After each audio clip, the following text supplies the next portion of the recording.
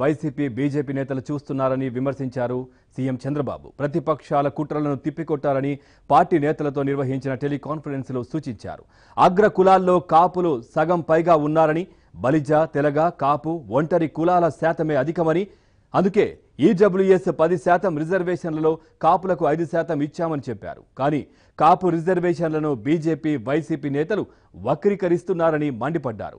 ఢిల్లీ వెళ్లి కాపుల రిజర్వేషన్ల గురించి అడగలేని అసమర్థులు కాపులకు మేలు చేసిన టీడీపీని నిందిస్తున్నారని విమర్శించారు. కాపులకు 5% రిజర్వేషన్లపై బీజేపీ, వైసీపీకి ఉన్న అభ్యంతరం ఏంటని ప్రశ్నించారు చంద్రబాబు. ఇక టీడీపీ నేతలతో టెలికాన్ఫరెన్స్ నిర్వహించిన సీఎం మంత్రిమండలి నిర్ణయాలను ప్రజల్లోకి తీసుకువెళ్లాలని సూచించారు.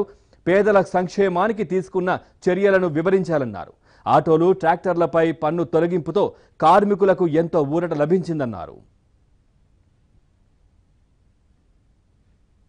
దావోస్తో లోకేష్ బృందం సత్ఫలితాలు సాధిస్తోందన్నారు చంద్రబాబు.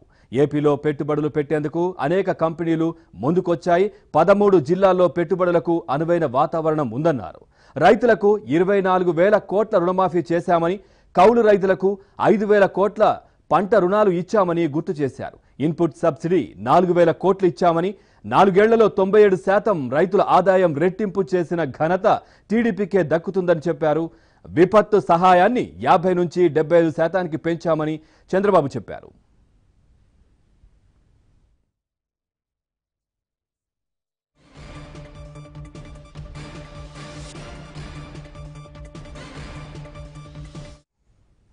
ఇక ఈవీఎంల ట్యాంపరింగ్ జరిగే అవకాశం ఉందని చాలా మంది చెప్తున్నారని, చిప్ టెక్నాలజీ తెలిసిన వ్యక్తులు ట్యాంపరింగ్ చేయవచ్చన్నారు.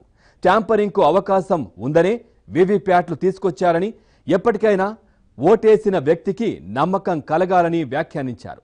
పోటీ చేసే అభ్యర్థికి కూడా ఫలితాలపై నమ్మకం కలిగేలా ఉండాలని అన్నారు. పేపర్ బ్యాలెట్ వల్లే ఓటరు, అభ్యర్థికి నమ్మకం ఏర్పడుతుందని చెప్పారు.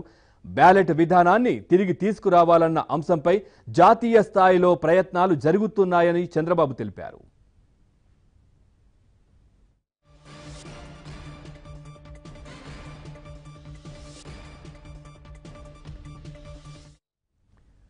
అవినీతిని 85% నియంత్రించామని మోదీ చెప్పడం హాస్యాస్పదంగా ఉందని ఎద్దేవా చేశారు చంద్రబాబు.